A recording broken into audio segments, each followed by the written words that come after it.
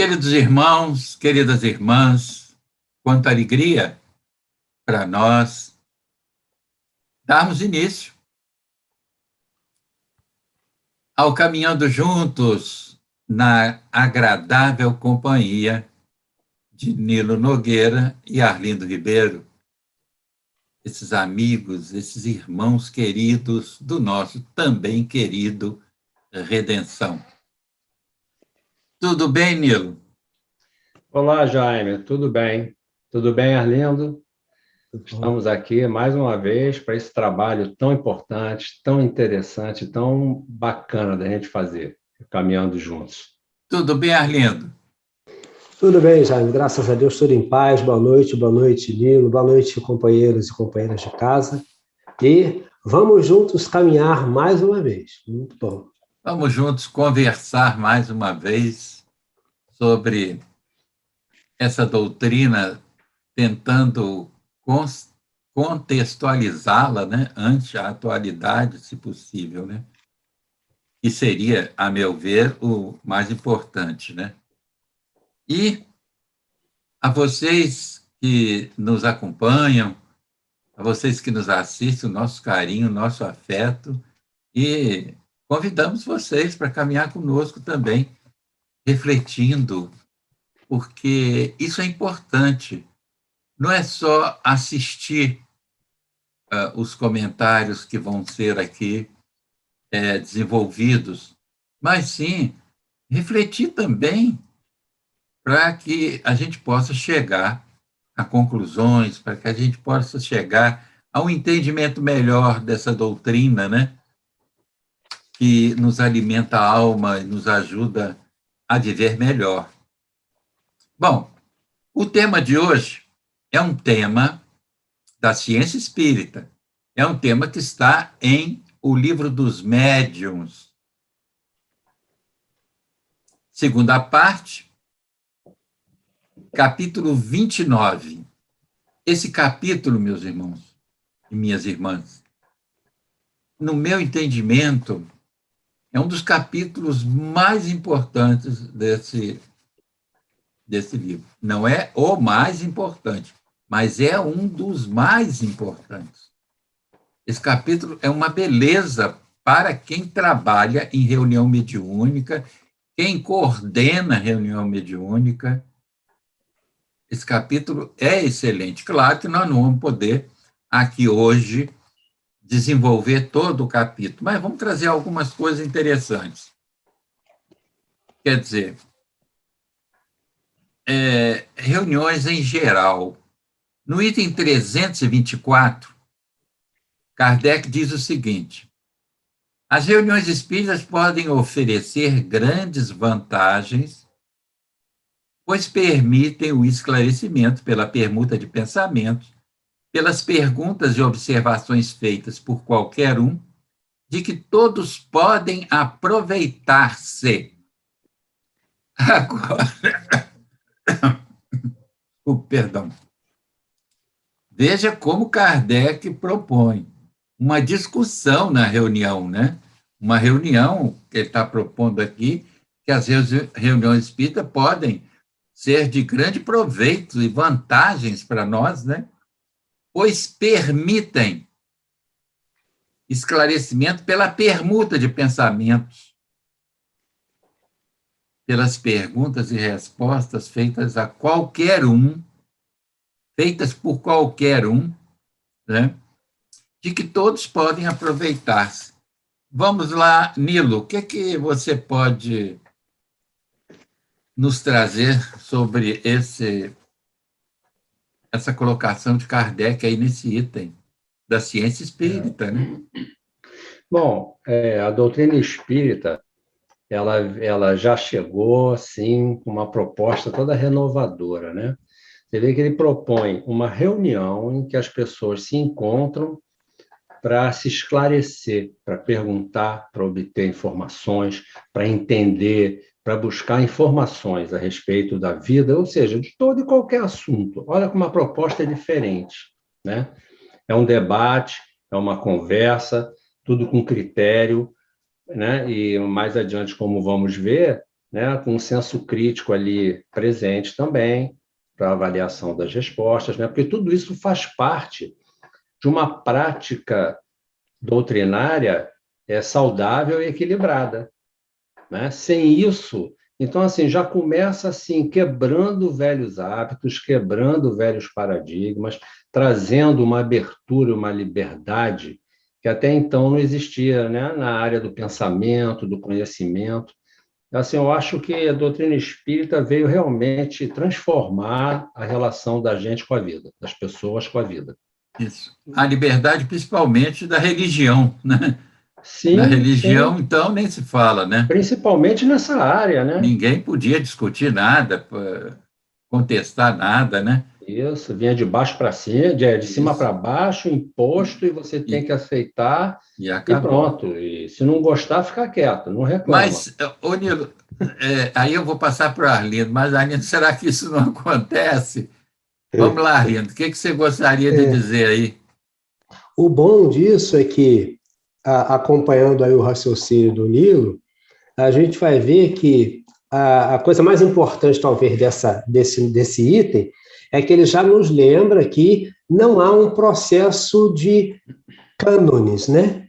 Esses cânones ficam de fora, porque quando há cânone, você diz, olha, você pode dizer isso, você pode perguntar aquilo, você não pode, você fica quieto, e diz assim, essas reuniões, nesse sentido geral, é para que todos possam se expressar unidos pelo pensamento, pensando, discutindo, supondo, que a hora das suposições também é essa, onde você põe para fora aquilo, olha, eu acho, é É, hora de achar, a gente vai achar um monte de coisa e vai desachar no contato, na conversa com o outro, descobrir que esse achismo é bobagem, que caminho melhor é esse, que tem mais lógica por aqui, menos lógica por ali, mas não estamos impedidos, porque estamos falando com um catedrático ou com um um religioso, um chefe religioso qualquer, que não dá espaço para essa conversa. O legal é exatamente isso, é você poder conversar sobre o que se passa ali para tirar as suas dúvidas. Porque as pessoas confundem, olha, não pode ser, você agora não pode se pronunciar, no início pode.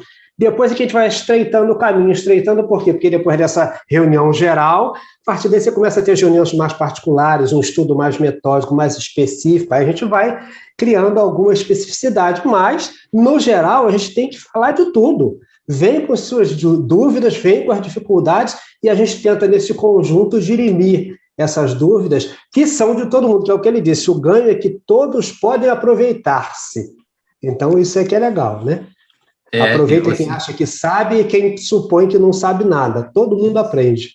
é, e E o mais você, importante, o mais importante que eu acho é porque não vem uma informação pronta para ser discutida. O conhecimento é construído através do debate, da conversa com os espíritos. O conhecimento sobre esse fenômeno vai sendo construído e ele vai se mostrando e a gente vai observando. Então, não é alguém que disse, aquilo é constatado na prática, né? Então, realmente é uma outra proposta. e o conhecimento vai sendo obtido através justamente da, da observação, né? Das discussões, o conhecimento aí, ele, você falou bem, vai sendo construído e pelo acompanhamento, né, daquilo que está sendo proposto, daquilo, segundo o tema que é proposto. Então, há a discussão, e dentro daquele tema há algumas variantes e tal. Eu acho que isso é muito importante. E uma coisa que eu sublinho aqui é o seguinte: pelas perguntas e observações feitas por qualquer um. Não há esse problema de querer excluir A, B ou C. Não, todos podem perguntar e todos devem estar prontos para perguntar, para ajudar a conduzir o pensamento, a conduzir os raciocínios ali, né? Eu acho isso. Bom, as reuniões espíritas diferem muito quanto às suas características, segundo seus propósitos, e por isso mesmo, a sua constituição deve também diferir. Conforme sua natureza, as reuniões espíritas podem ser frívolas, experimentais ou instrutivas. Quer dizer, 3 tipos ele dá aqui, segundo a natureza da reunião.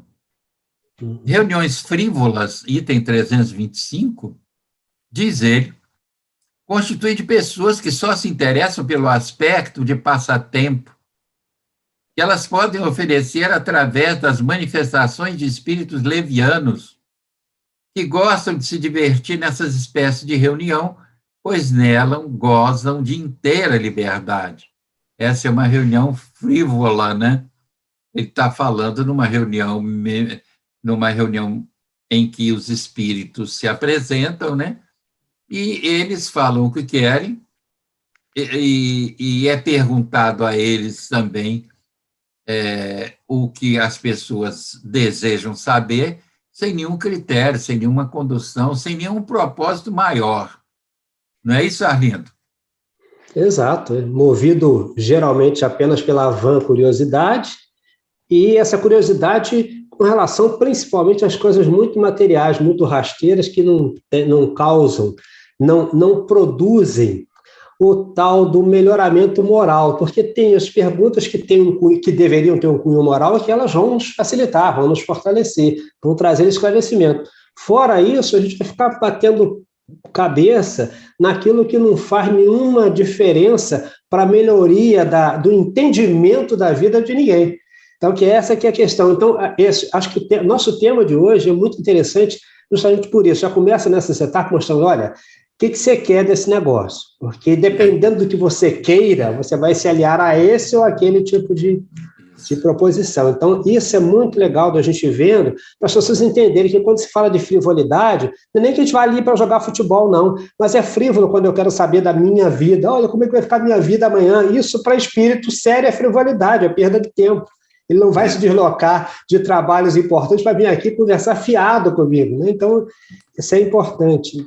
Conversar, às vezes, né, Arlindo, sobre coisas que cabe a mim refletir e decidir, né? E decidir, que não adianta ficar pedindo conselho. Se não é conselho, é o santo. Olha só, eu queria falar como se faz em outras histórias, que as pessoas alugam os espíritos a seu bel prazer, né? Isso não pode acontecer. Os espíritos aí não são oráculos que a gente precisa, tem que estar toda hora consultando. Claro que, ante uma dificuldade, a gente pode, através de uma prece, rogar uma ajuda para que a gente possa encontrar o melhor caminho, melhor proposta. Pode sim, mas ela vai vir através de nós.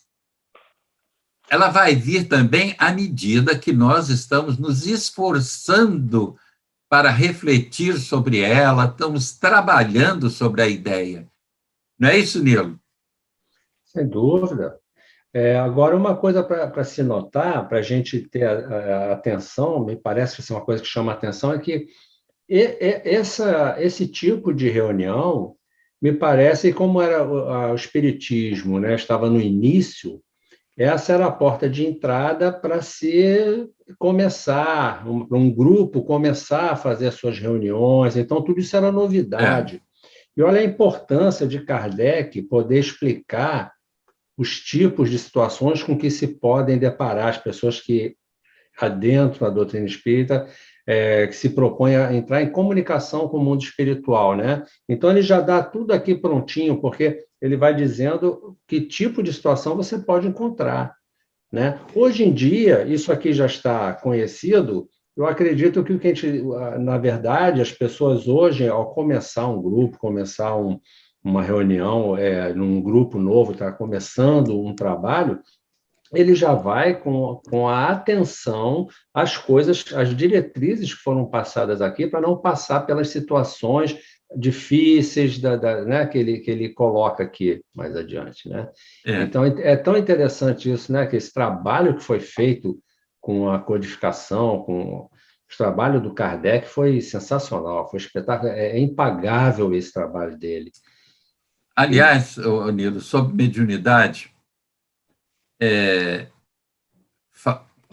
no meu entendimento, né, devem ser nossas orientações as de Kardec em especial aí no livro dos médiuns, em se tratando de mediunidade, Leon Denis, no livro No Invisível, e o Hermínio Miranda, em Diálogos com as Sombras. Eu acho que essas 3 obras são importantíssimas. Primeiro, o livro dos médiuns, Kardec, aqui estamos divulgando isso, comentando sobre a temática desenvolvida aqui nesse capítulo 29, mas porque é o ponto de partida. Aqui está a ciência espírita. Porque a ciência espírita, muitos ficam pensando que tem a ver com a ciência oficial, não tem nada. A ciência oficial trata das leis que regem o mundo material. A ciência espírita, o próprio Kardec a define como a ciência que tem por finalidade o estudo da nossa relação com os espíritos, dos espíritos conosco, e, em função disso, o estudo do mundo espiritual. Agora, foi uma metodologia construída por Kardec diante da experiência que ele teve. Ele, com essa experiência, ele criou uma metodologia que tirou toda a fantasia do fenômeno mediúnico, todo o misticismo. E é importante a gente frisar, né, Jaime? Porque muitos falam assim, porque o conhecimento está avançando, e existem pessoas que acham que isso invalida ou deixa para trás esse conhecimento da doutrina espírita. E não é nada disso. Isso. O conhecimento, o universo é infinito. Nós começamos a conhecer essa relação. Existem muitas outras coisas para a gente conhecer no universo, mas não significa que essa janela que foi aberta aqui não seja válida. Tudo que está aqui é verdadeiro, e valerá sempre.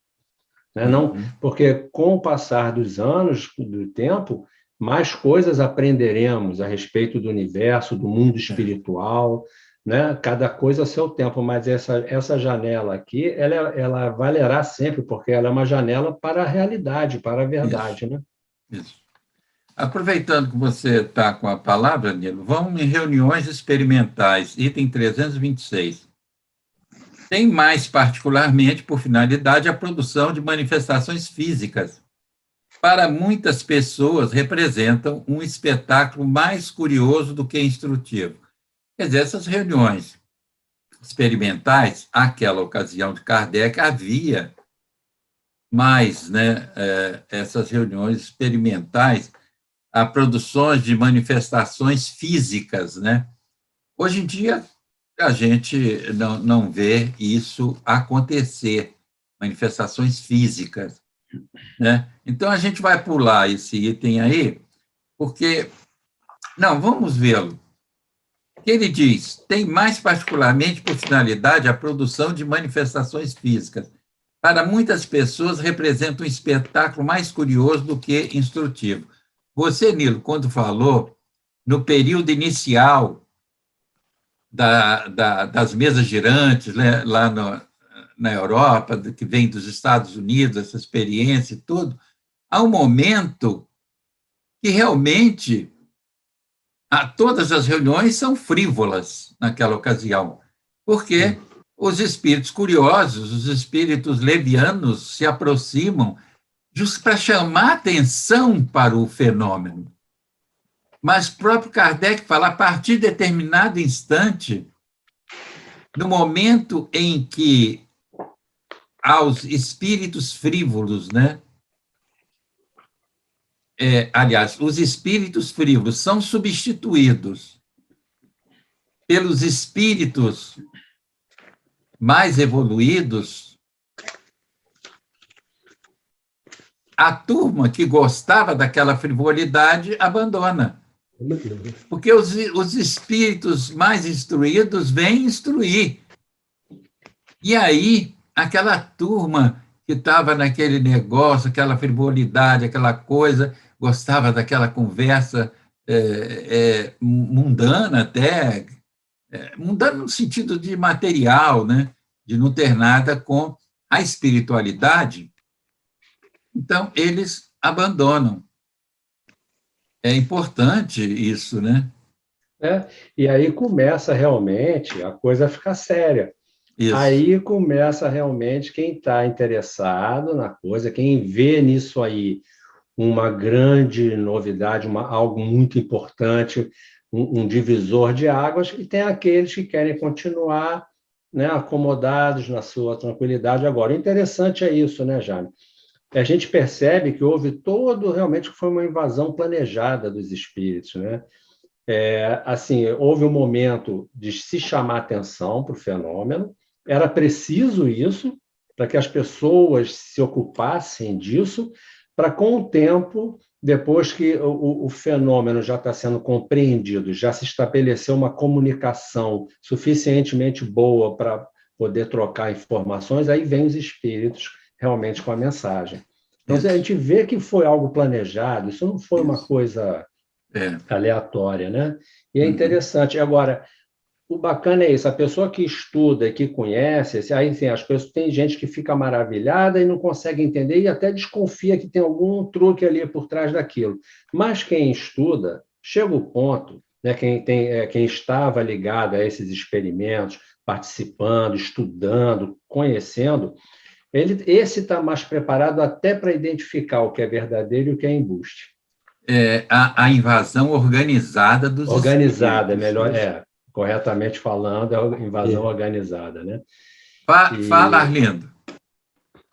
Eu acho que vocês já falaram tudo sobre isso aí. O que é legal, assim, que é muito interessante, é que a gente vai ver, as pessoas não se aperceberam, né? E às vezes, até hoje, algumas pessoas não têm, talvez não tenham isso muito claro, né? Porque essa invasão é projetada, é programada, é realizada, e assim, esperando o homem certo para a hora certa, né? Então, você vê que a sociedade estava tão acomodada, né, que estava uma farra, aí Kardec começa logo a arrumar uma briga horrível, porque, quer dizer, ele encontra o negócio, começa a estudar seriamente, muda o panorama, quando o pessoal pensa que não, sai lá um livrinho chamado Livro dos Espíritos, acabou com a farra. Aí quem ria, achava, debochava, que eram as igrejas, por exemplo, a grande mãe que... Não, deixa parar essa palhaçada. De repente aparece um cara falando sério, pô, tá aqui, é isso aí, esse é o Livro dos Espíritos.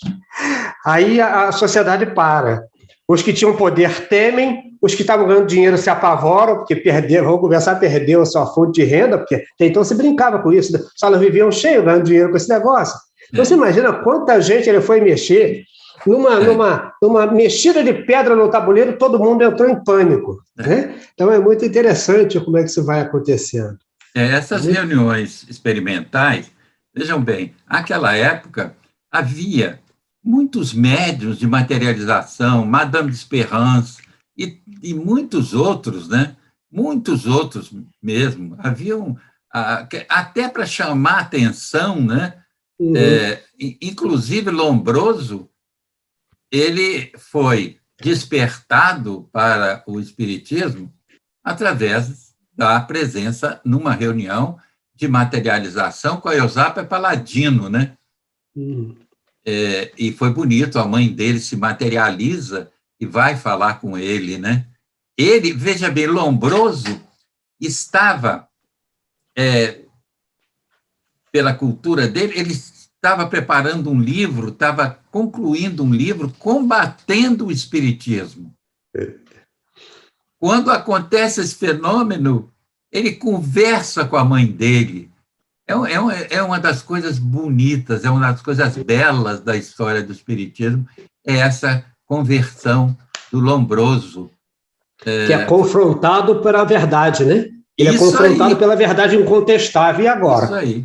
Havia aqui no Brasil também a Ana Prado, excelente médium de materialização, né?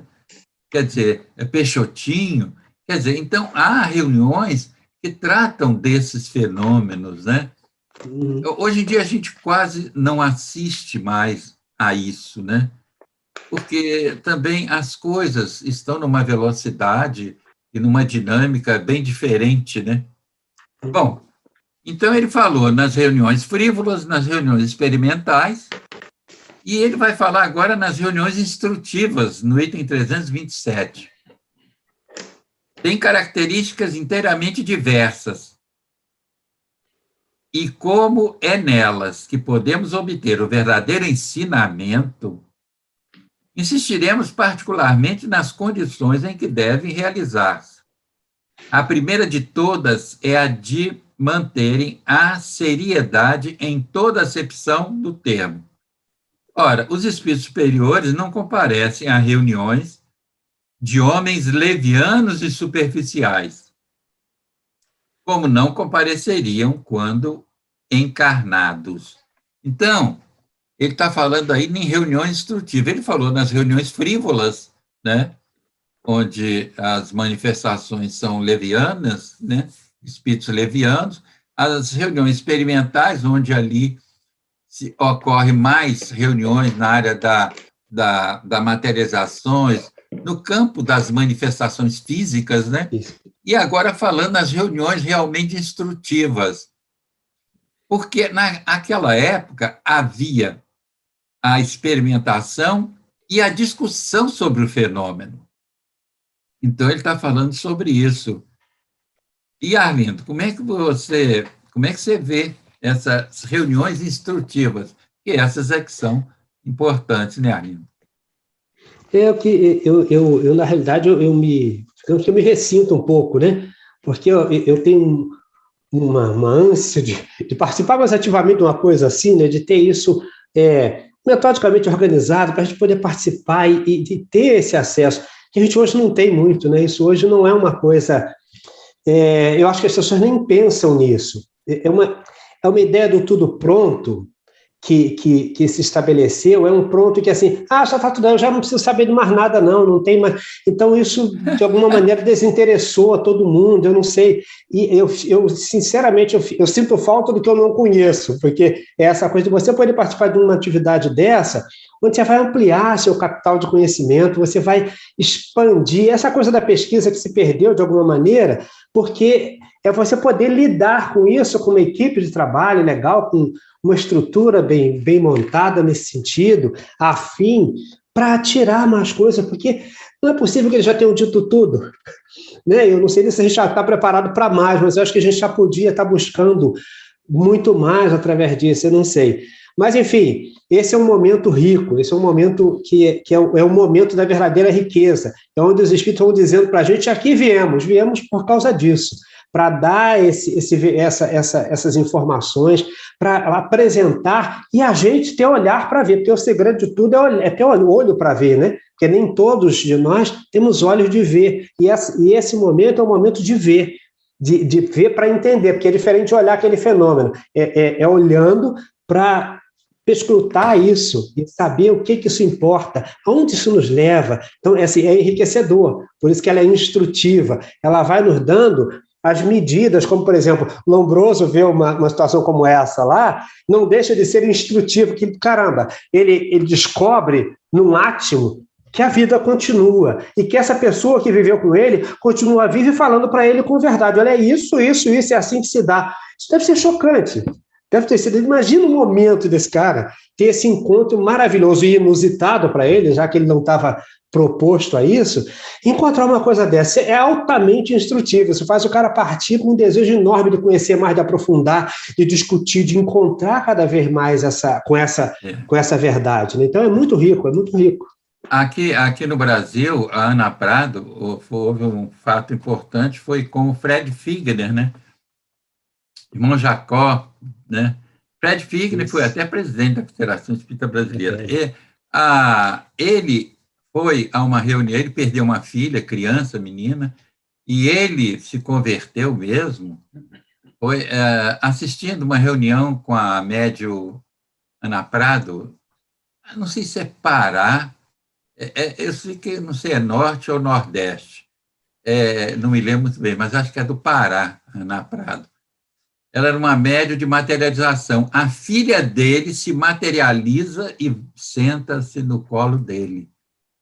Quer dizer, olha, há fenômenos extraordinários que levaram muitas pessoas à crença da vida depois da morte do corpo físico. Há muitos fenômenos espetaculares produzidos por médiums sérios, né? como Ana Prado o era, né? E tantos outros. Mas fala, Nilo, comenta alguma coisa para mim. Desculpe, Jaime, é porque assim, esses dois momentos, tanto do Lombroso quanto do Figner, o que é interessante para as pessoas perceberem é porque é mais do que um encontro piegas, é um testemunho, é uma outra coisa, é alguém que se põe para você com todo o afeto que ela tinha com você em vida. Então, e a gente, quer dizer, quem passa por isso, sente isso nas fibras de todo o corpo. Entende? Então é um negócio muito lindo exatamente por isso. Não é um contozinho piegas, minha filha chegou aí, não é isso. É você perceber tudo que está envolvido ali, toda a emoção, toda a realidade, todo o vigor de uma presença querida. Então é um negócio divino, eu acho lindo demais. Tem diferença, né, Arlindo, em você ler e alguém te dizer alguma coisa e você experimentar, você passar por uma experiência. É você que está sentindo, você que está vendo e você que está constatando. Não é ninguém que está te dizendo. Isso faz toda a diferença, né? Agora, realmente, nas reuniões frívolas e nas reuniões de experimentação, experimentais, você constata a existência dos espíritos, que eles atuam no meio, que eles atuam sobre a gente, eles estão por aí, existe uma outra dimensão, né? Mas nas reuniões instrutivas é que vem todo o trabalho da doutrina espírita, no sentido maior, de trazer, né, de descerrar o véu da vida e mostrar um outro lado que, vamos dizer assim, que é o grande recado da doutrina, que é o que vem ser o divisor de águas para a humanidade, no meu entender. Que a partir daí você começa a entender a vida de outra forma. A partir daí, tudo se remexe, se transforma, muda, as coisas mudam de lugar, mudam vamos dizer, de prioridades. Prioridades mudam, o valor das coisas muda, tudo muda, né? Então, eu acho que essa é a importância das reuniões instrutivas, é onde você vai conhecer a verdade da reencarnação, do mundo, na vida no mundo espiritual, o que significa esse período que a gente passa aqui encarnado, no sentido maior, enfim, vem trazer toda uma outra noção do que é o viver, do que é a vida, né? Isso faz toda a diferença. Eu acho que a doutrina espírita veio com esse propósito, né? De nos despertar para isso. Agora, nós vamos ao item 331, vamos pular um, e vamos ao 331, reunião espírita. Uma reunião, diz Kardec, é um ser coletivo cujas qualidades e propriedades são a soma de todas as dos seus membros, formando uma espécie de feixe. Veja bem o que ele está dizendo, hein? Uma reunião é um ser coletivo cujas qualidades e propriedades são a soma de todas as dos seus membros, formando uma espécie de feixe. Agora, ele continua dizendo o seguinte: ora, esse feixe será tanto mais forte quanto mais homogêneo, mas para que os pensamentos concorram para o mesmo fim, é necessário que vibrem em uníssono, se confundam, por assim dizer, em um só, o que não pode se dar sem concentração. Se os pensamentos forem divergentes, provocam um entrechoque de ideias desagradáveis para o espírito e, portanto, prejudicial à manifestação. Quer dizer, ele está falando aí na homogeneidade de uma reunião mediúnica, que é privativa. Agora, ele define aí o que é homogeneidade. Homogeneidade não é todo mundo pensar da mesma forma, porque cada um de nós tem sua história própria, sua história pessoal, de desenvolvimento intelectual, moral. Ele diz o seguinte, ele diz, olha, esse feixe será tanto mais forte quanto mais homogêneo, mas para que os pensamentos concorram para o mesmo fim, quer dizer, então, uma reunião homogênea, os pensamentos têm que estarem voltados para o mesmo fim, para a mesma finalidade. numa reunião mediúnica, porque é a reunião de que ele está tratando aqui, uma reunião privativa, no caso, né? E ele diz que essa homogeneidade é tão importante, pois, se os pensamentos forem divergentes, provoca um entrechoque de ideias desagradáveis para o espírito e, portanto, prejudicial à manifestação. Aí a gente lembra o seguinte: uma manifestação mediúnica é o somatório da influência do espírito manifestante, mais a influência do médium, mais a influência do meio onde ocorre a manifestação. Então, vejam a importância dessa homogeneidade. Não é isso, Arlindo? Eu gosto muito disso. Eu acho até que esse é um momento de muito difícil compreensão para a maior parte de nós. Porque ele trata de uma questão interessante, que ele fala assim, todos os seus membros formando uma espécie de feixe. E aí nós temos uma ilusão de que o feixe é todo reto. Na realidade, nós trabalhamos com um feixe de diversidades que se unificam de alguma sorte em benefício, em prol da busca de um resultado X dentro de uma atividade. Ninguém deixa de ser o que é, mas nós continuamos a ser o que somos, somando o que há de melhor em nós para esse conjunto, para essa unidade do feixe. Isso é um negócio difícil, a gente às vezes fala rápido, as pessoas ficam tentando imaginar um feixe de varas todo retinho, bonitinho, não dá, não é isso. É a reunião de pessoas diferentes, porque nós somos diferentes, mas voltados com a mesma proposição para o alcance de um determinado resultado. Então, é um negócio que exige de nós, não aquilo que as pessoas costumam dizer assim, quando você chegar no caso espírita, deixa os problemas lá fora. Olha, gente, isso não existe, não há lógica nisso no meu entendimento. Porque a proposição é que você vem ao longo do seu estágio semanal e buscando e acerenar os seus ânimos, porque não dá para chegar na porta da casa do espírito e dizer, agora eu já sou essa outra pessoa, eu vou... Porque isso não é mágico, né? Então, a gente vai para a diversidade que tem e vai, ao longo desse processo, buscando minimizar e superar essas pequenas dificuldades que nós trazemos, né, para sermos modestos, para somar da melhor maneira possível nesses feixes de varas, nesse feixe que vai fortalecer a proposição do trabalho. Então, é uma coisa muito mais cuidadosa, é muito mais sutil do que apenas juntar um feixe e amarrar, entende? É uma coisa muito, muito sutil, mas é muito interessante e muito bonita. Né?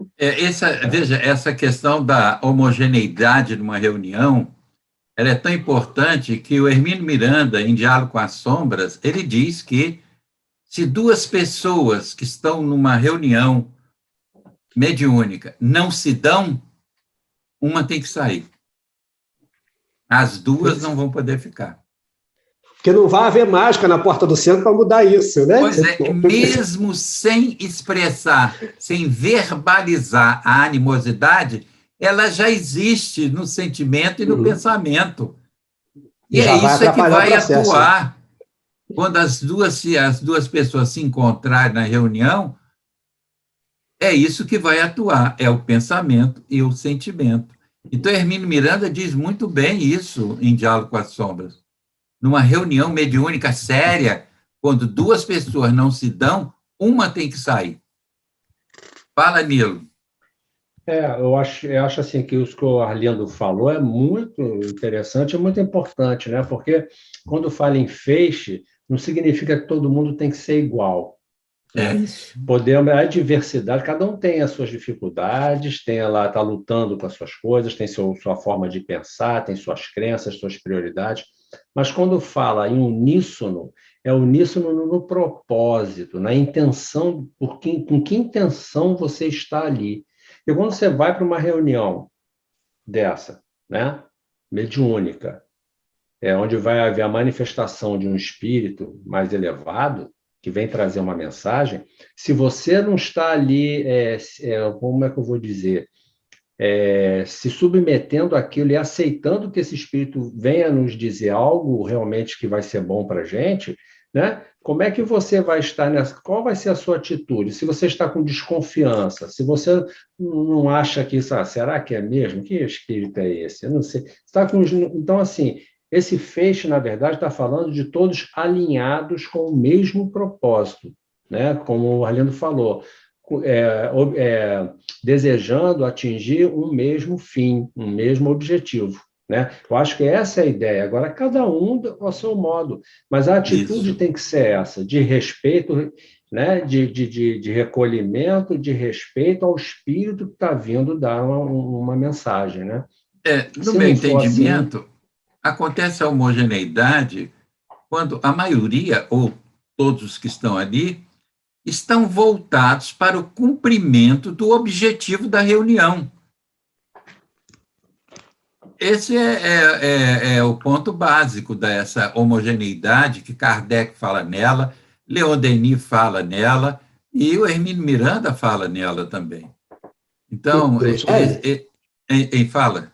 Inclusive porque isso é tão importante, Nilo, que vai até ultrapassar essa ideia até do benfeitor que vem a falar, porque na realidade eu tenho que estar pronto para ouvir aquele malfeitor também, porque ele vem para ser acolhido. Então, se eu não estou em uníssono com essa lógica, eu revido, meu Deus, esse cara também, que coisa, que pessoa difícil, que figura é essa, hein? Esse tipo de pensamento vibrou aqui, ele atrapalha lá, ele corta todo o processo, ele atrapalha todo mundo, entende? Então, é um negócio de saber que nós estamos ali como instrumentos que precisamos cada vez olhar, ter mais olhos de ver, porque não podemos ser instrumentos cegos, porque o instrumento cego acaba atrapalhando o processo. A gente precisa estar com muita clareza de que a nossa contribuição ela é fundamental. Ela não é mais importante, mas ela é fundamental para não desequilibrar o processo. No mínimo, não atrapalhe. Se não atrapalhar, já ajuda. Como o Jaime falou, né, uma manifestação mediúnica, ela tem 3 aspectos, né? O espírito, o médium e o meio. Nós temos que fazer a nossa parte. O espírito vai fazer a dele, mas nós temos que fazer a nossa parte, né? Que é proporcionar, que é o médium estar preparado, em condições, e oferecer um meio para que a manifestação possa ocorrer. É porque se o meio não é qualificado, a gente não pode garantir a fidelidade da manifestação. Por quê? Porque um meio desqualificado, ele vai influenciar negativamente sobre a manifestação. Kardec está dizendo aqui, claro, vai influenciar a manifestação do espírito. Né? Então... Não é só Desculpe. Fala, Nilo. É porque a gente falou do pensamento, né? Que o pensamento influi muito, mas as emoções, a vibração com que a gente está ali também é outro fator também muito importante, né? Porque é como se, mal comparando, você imagina você numa reunião de pessoas, você querendo falar e ter um burburinho, pessoas conversando, falando outro assunto que não tem nada a ver com o que está sendo dito ali, aquele negócio que não vai ter como você se fazer né, falar alguma coisa num ambiente desse, né? Não, você quer ver uma coisa, Nilo? Numa reunião mediúnica, onde são atendidos espíritos necessitados, espíritos tudo, enquanto esses espíritos estão sendo atendidos, todos os que estão ali têm que estar voltados para esse atendimento. Os que não são médiuns falantes, como dizia Kardec, né, ou psicofônicos, nem são doutrinadores, aqueles que estão fortalecendo a corrente devem estar voltados para o atendimento àquele espírito sofredor, revoltado que está ali, rogando a Deus por ele, rogando a Deus em benefício do trabalho do médium psicofônico e em benefício daquilo que chamam de doutrinador, né? Que Kardec chamava de evocador, mas não importa o nome aí, de quem vai conversar com o espírito, vai tentar ajudar o espírito. Quer dizer, todos precisam estar voltados para o cumprimento desse objetivo. Agora, eu fui chamado uma vez para mudou a direção de uma casa espírita, então me chamaram para fazer um seminário porque, até então, na reunião de desobsessão, ou na reunião mediúnica, as pessoas, enquanto o espírito estava sendo atendido, os outros estavam escrevendo nome para colocar na corrente. O dirigente da reunião ficava com o celular no bolso. Se o celular, quer dizer, naquele item que Silencioso. se chamasse, ele saía da sala para atender. Olha, que homogeneidade ter uma reunião dessa? Não pode. Aí fica difícil. Aí fica. Não, e é esse espiritismo que a gente assiste, infelizmente. Infelizmente, sabe? A título de modernidade, não, são os tempos, o que é que tem, né? Quer dizer, olha o engano aí. Agora, veja bem, nós falamos até agora em a reunião privativa de manifestações, né? Agora, a homogeneidade é importante também, diz Kardec, na reunião pública. Porque naquela ocasião, veja bem, naquela ocasião não havia reunião pública como há atualmente. Havia reunião de experimentação, de reunião de fenomênica, né? Reunião mediúnica, em que se discutia o fenômeno também, não era só a manifestação, mas a discussão do fenômeno também, e havia palestras, conferências e tal, quer dizer, havia esses dois tipos de reunião, né? Nós vimos aqui a homogeneidade importante numa reunião mediúnica, mas ele fala da importância também na reunião pública, na palestra, na conferência espírita. Ele diz o seguinte: acontece o mesmo, quer dizer, com relação à homogeneidade, com um homem que deve falar numa reunião. Se sentir que todos os pensamentos lhe são simpáticos e favoráveis, a impressão que recebe age sobre as suas ideias e lhes dá maior vivacidade.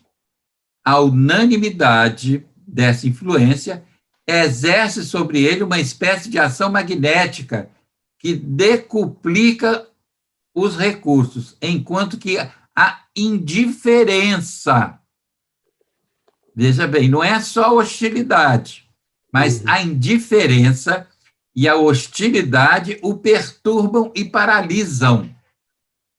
Olha, meus amigos, sobre isso a gente falaria muito tempo. O que você tem para falar? Agora começa o Nilo. Nilo. Bom, a gente já teve alguma oportunidade, muito poucas oportunidades de experimentar isso, né? Isso é um fato.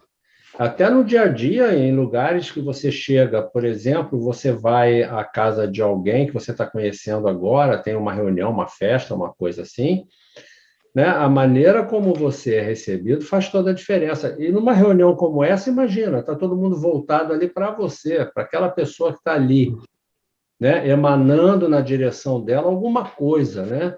É claro que isso vai ter um impacto, né? Vai ter um impacto. E tem, melhor do que eu, tem companheiros que relatam casos, né, muito interessantes, muito curiosos sobre isso, né? Sobre o efeito disso, né? Eu não tenho tanta experiência, tenho pouquíssima experiência, assim, em assembleias em falar assim, né? Mas a gente sabe que a gente em situações às vezes sociais na rua, em algum lugar, passa por alguma situação que a gente sente a agressividade da pessoa para nós, aquilo meio que dá um constrangimento, uma coisa a gente que já está atento a esse tipo de manifestação, né? A gente sente a coisa quase física. Pois é. Né? Veja bem, o que é a homogeneidade numa reunião pública? Qual é a finalidade da reunião pública? É o aprendizado da doutrina espírita. Então, todos que estão ali, pelo menos a maioria, a maioria deve estar voltada para esse propósito, que é o aprendizado da doutrina. Se a maioria ali estiver voltada para essa finalidade, aí se constitui a homogeneidade. Aí o expositor vai se sentir fortalecido, vai falar com com mais tranquilidade, com mais objetividade aquilo que ele estudou. Ao passo que, se na reunião houver indiferença ou hostilidade, as pessoas estão ali, mas estão doidas para a reunião acabar, a indiferença nesse sentido. Estão indiferentes àquilo que está se falando, está doido para acabar, para tomar passe e ir embora, né? Aí se cria um ambiente desfavorável. Não é isso, Arlindo? Porque eu tenho a impressão de que num número maior de vezes é muito mais fácil encontrar essa indiferença, porque e essa indiferença, de um modo geral, ela advém muito mais, tenho eu a impressão, dos próprios companheiros da casa espírita do que daqueles que vêm buscando esse encontro, esse ensinamento, essa porta de saída, às vezes, das suas dores. Porque, às vezes, a gente vê os companheiros do movimento que, bom, de quem é a palestra? Ah, tá. Porque se a gente anunciar o André Trigueiro, ou não sei o quê, aí o pessoal vai, corre, porque a gente quer essa sensação. Mas quem é o palestrante? O Zé. Aí a gente, tá lá, mas tá assim, o negócio fica, tá bom. Eu não gosto muito desse palestrante, não, sabe? Então, essa coisa. Então, a gente perde o foco, perde a ideia de que, olha, nós estamos ali para aproveitar aquilo que vem e ver que coisas boas a gente pode tirar disso, né? Então, a gente já se põe contra, quebrando essa homogeneidade, pensando, não, esse cara, eu não gosto desse cara falando, meu Deus, quer dizer, eu já estou participando em forma de dar mais dificuldade ao ambiente. Então, eu tenho a impressão que é muito mais, na maioria das vezes, a indiferença, muito mais do que a hostilidade, por assim dizer. Eu tenho essa impressão, mas é só uma impressão, não posso afirmar isso de cadeira. Veja bem, havia um expositor espírita que eu acho que foi um dos grandes expositores espíritas que eu conheci, João Carlos Cunha, no Rio de Janeiro. João Carlos Cunha tinha um conhecimento espírita kardeciano que sensacional, sabe? Ele um dia conversa, porque é claro que o expositor, sendo médio ostensivo, claro que ele vai sentir isso com maior intensidade. Embora o que não seja também vai sentir, mas o que é ostensivo vai sentir com maior intensidade. Então, ele uma vez disse para mim, Jaime, antes estávamos conversando sobre isso, ele falou assim, olha, um dia eu recebi uma mensagem espiritual do meu benfeitor que dizia o seguinte, quando eu fosse fazer uma palestra, que eu não entrasse diretamente no assunto, no tema. Eu começasse falando sobre Jesus, ou falasse alguma coisa só depois que eu me sentisse em condição que eu entrasse no tema. E, se eu de início percebesse que a influência era difícil do ambiente, eu devia falar sobre Jesus até que a coisa ficasse melhor. Eu devia falar. Aí ele virou para mim, você sabe que uma vez eu fui fazer uma palestra de 50 minutos, eu levei 40 minutos falando sobre Jesus, só 10 minutos sobre o tema. Deve ver como é que a coisa estava complicada, né? Complicada.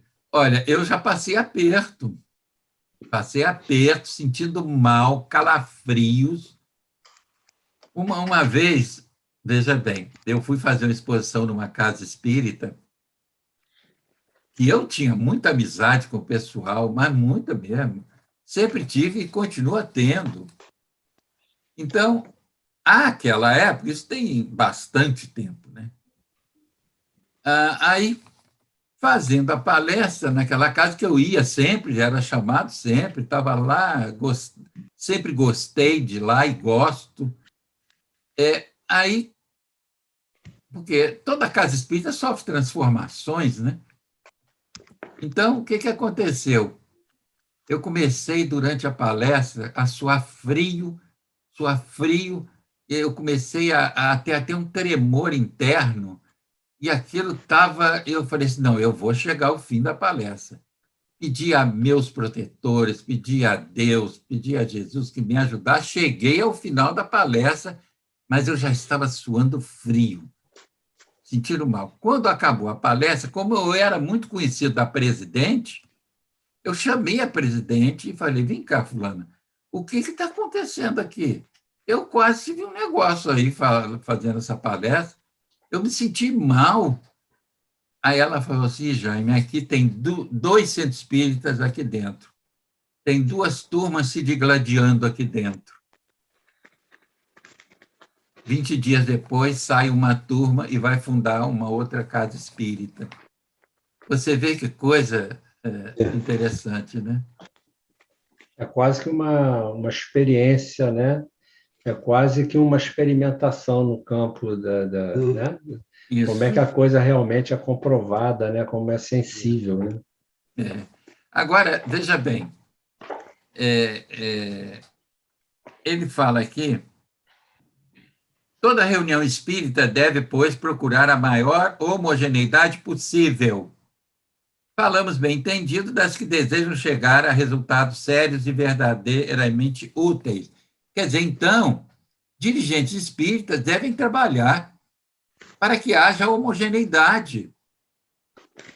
O dirigente da reunião mediúnica deve trabalhar para isso. O dirigente da reunião pública também trabalhar para isso. Começa com a prece da reunião pública, reunindo as pessoas ali, né? Mas, às vezes, a gente vai numa reunião em que mesmo faz prece, faz tudo isso, mas depois o povo não está nem aí. Mas existem lugares que a gente sai da reunião revigorado.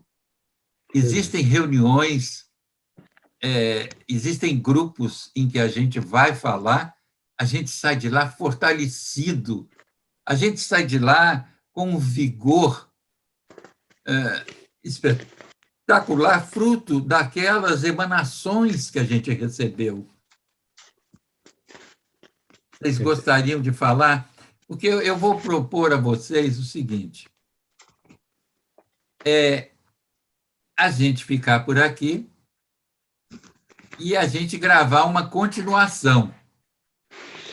Acho bom isso. Gravar uma continuação, porque tem muita coisa importante tem aqui. Coisa... Seria realmente interessante isso. Porque então, esse é um tema muito importante, né, Jair? Vamos marcar aí. Né? Preferível a gente encerrar agora e a gente depois marcar, porque esse capítulo 29, claro que a gente não vai poder estudá-lo integralmente, mas algumas coisas aqui nós precisamos ver ainda. Exato. Então, vamos fazer o Reuniões e Sociedades número 2, né? Sim. Aí a gente consegue fazer render isso bem. Isso. Nós vamos gravar nós 3, para que haja uma continuidade realmente aí de pensamento, de entendimento diante do que falamos até agora, né? E a gente continua numa segunda gravação. Tá bom assim? Ótimo. É por aí, acho que vale a pena. Então, nós vamos encerrar e eu passo para o Arlindo para suas despedidas e depois o Nilo se despede e a gente vai encerrar esse Caminhando Juntos de hoje, que, olha, é um estudo interessantíssimo. Muito, muito mesmo. Bom, o que a gente quer deixar aí para o nosso próximo encontro é que os companheiros de casa lembrem do seguinte, Jaime falava ainda agora dessa coisa da homogeneidade também na reunião pública e tal, mas a gente quer lembrar para os dirigentes espíritas que essa homogeneidade, ela não é forçada. Homogeneidade não é todo mundo concordar com você, não. É fazer o caminho de instrução e de orientação que a doutrina propõe para que todo mundo chegue a este ponto com essa homogeneidade. Ela não se improvisa, né? E nem é de cima para baixo. Homogêneo é aquilo que está dentro do mesmo padrão, que se estabelece com alguma naturalidade. Isso não pode ser artificial, não funciona, não produz o mesmo resultado. Então vamos pensar nisso. Um abraço a todos, obrigado pela oportunidade de estar mais uma vez com vocês dois. E com os senhores e senhoras em casa, um beijo nos corações, muita paz, muita luz. E nós voltamos. Pois é. Esse trabalho é uma grande oportunidade da gente rever esses pontos, manter isso atualizado na nossa lembrança, né, para o nosso dia a dia, né, porque a doutrina espírita, ela vem, na minha opinião, eu não canso de dizer isso, ela vem para mudar a nossa maneira de viver.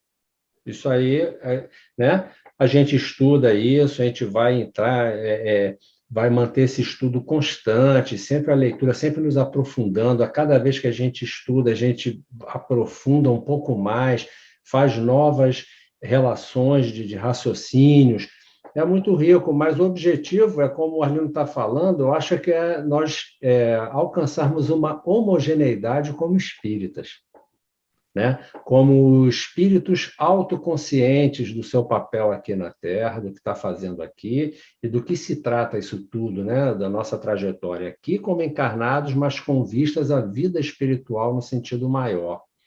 Eu acho que a doutrina espírita vem trazer esse recado, principalmente agora, né? Nós entramos nesse momento de transição da Terra, do planeta, e que a tônica é essa, é a conscientização, é o despertar para a consciência da autorresponsabilidade, da libertação dos grilhões intelectuais, e, enfim, para a autorresponsabilidade e a liberdade de pensamento. Então, esse acho que é o grande recado da doutrina. Eu agradeço a você, Jaime, Arlindo, por poder estar aqui nesse momento, ajudando a realizar esse trabalho. Muito obrigado, uma boa noite a todos que nos assistem.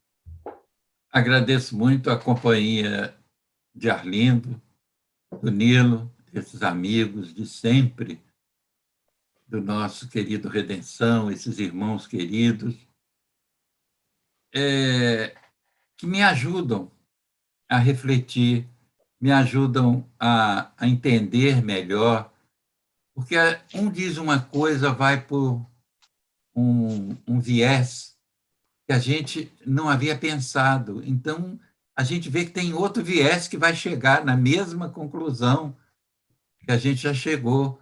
O outro pega um viés importante e diz, meu Deus, a gente não tinha pensado nisso. Então, por isso Kardec fala na discussão, na importância da discussão, da conversa sobre espiritismo, no estudo em grupo, né? É importante por isso. E essa homogeneidade, tanto na reunião privativa, mediúnica, quanto na reunião pública, muito importante. Mas homogeneidade, veja bem, não é todos pensarem da mesma forma, e cada um de nós tem sua história singular, sua história própria. Homogeneidade é quando nós estamos numa reunião formando um feixe de varas. Não importa o tamanho da vara que nós sejamos, o que importa é que é um feixe que nós estamos ali cumprindo com o objetivo da reunião. Se é uma reunião mediúnica, nós estamos voltados para o que está acontecendo mediunicamente ali, colaborando, ajudando. Se é uma reunião pública, nós estamos ali aprendendo, refletindo mais um pouco sobre a doutrina.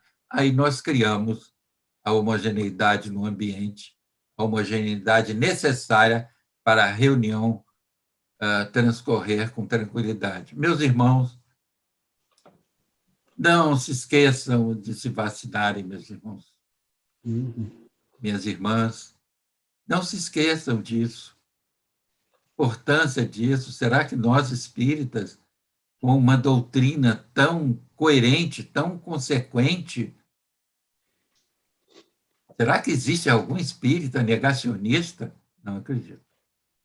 Então, não entendeu, quer dizer, no meu modo de pensar, não entendeu, né? É preciso que nós estejamos alertas para o que está acontecendo no momento na Terra. Estamos passando por uma pandemia devastadora. 500 e poucos mil brasileiros que faleceram. Já pensamos nisso? Quanta gente está sem ganho financeiro pelo isolamento social, que é necessário, e nós precisamos de ajudar a levar o alimento até eles. Nós já pensamos nisso? Já corremos atrás para ajudar, para colaborar? Queridos irmãos, queridas irmãs,